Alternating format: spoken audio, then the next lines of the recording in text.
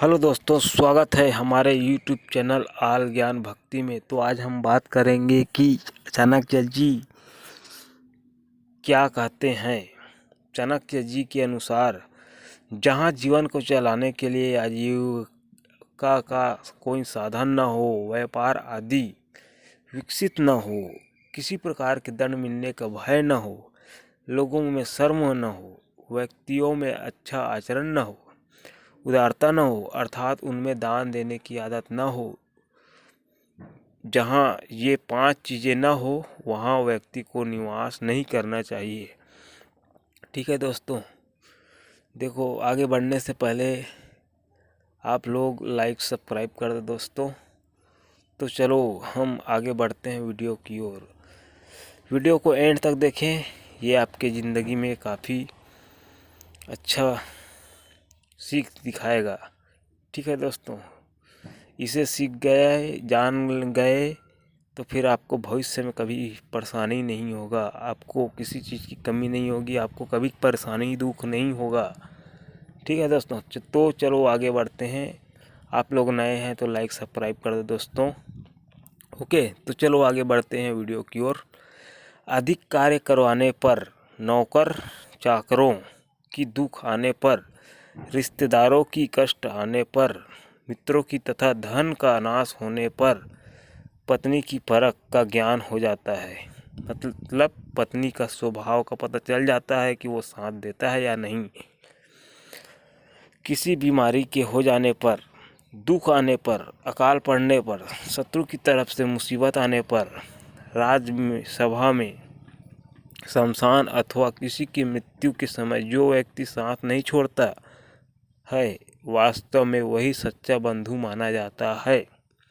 ठीक है दोस्तों, और जो व्यक्ति निश्चित अर्थात जो हो सकता है इसे छोड़कर अनिश्चित जो नहीं हो सकता उसके पीछे भागता है या समय बर्बाद करता है, वह असफल ही रहता है।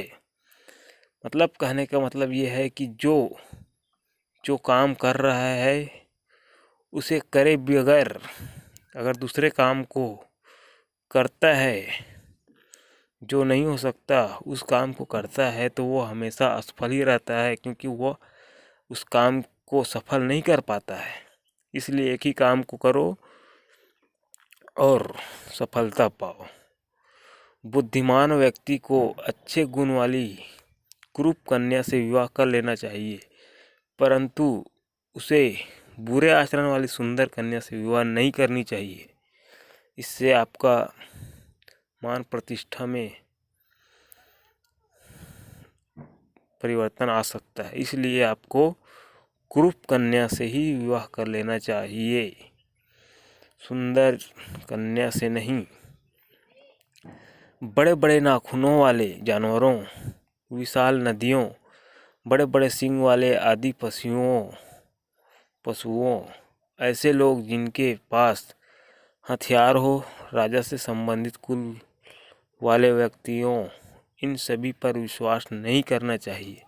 यह झूठे फरेब होते हैं।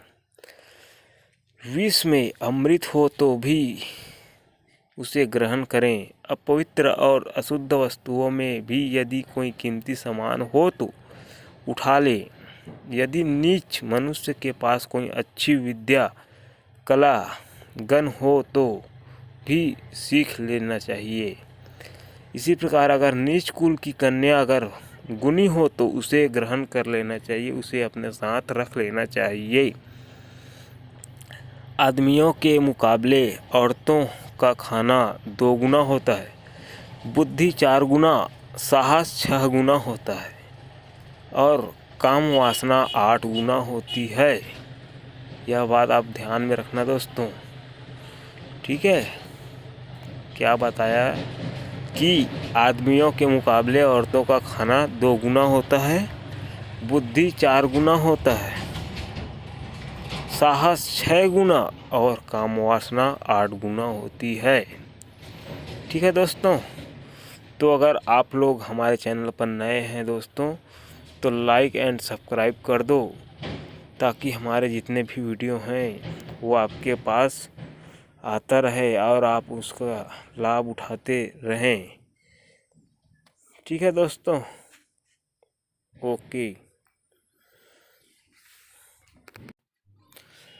तो आगे बढ़ते वीडियो की ओर दोस्तों, तो सुनो। झूठ बोलना, कठोरता, छल करना, बेवकूफ़ी करना, लालच, अपवित्रता और निर्दयता ये औरतों के कुछ नैसर्गिक दुर्गुण है।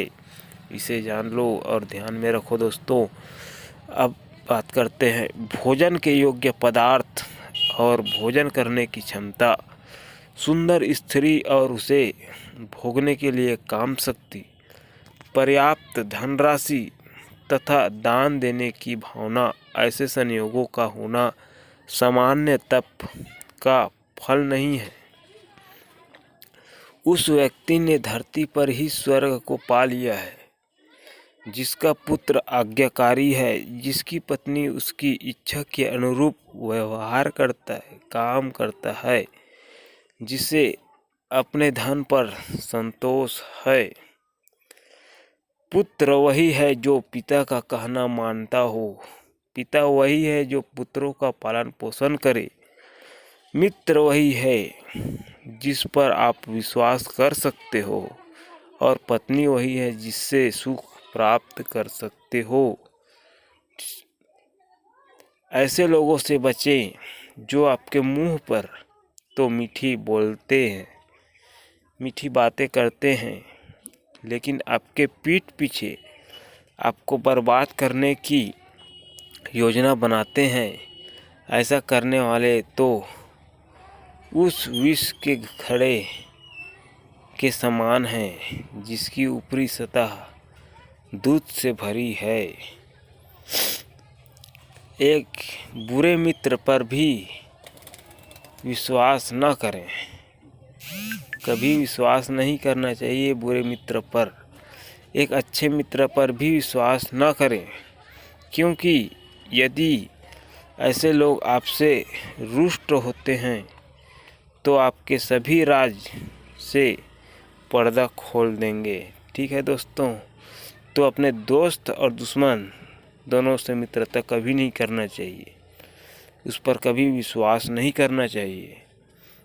ठीक है दोस्तों, मन में सोचे हुए कार्य को किसी के सामने प्रकट न करें, बल्कि मन में मनन पूर्वक उसकी सुरक्षा करते हुए उस कार्य में परिपूर्ण सफलता पाएं और उस काम को करने के लिए उत्साहित रहे।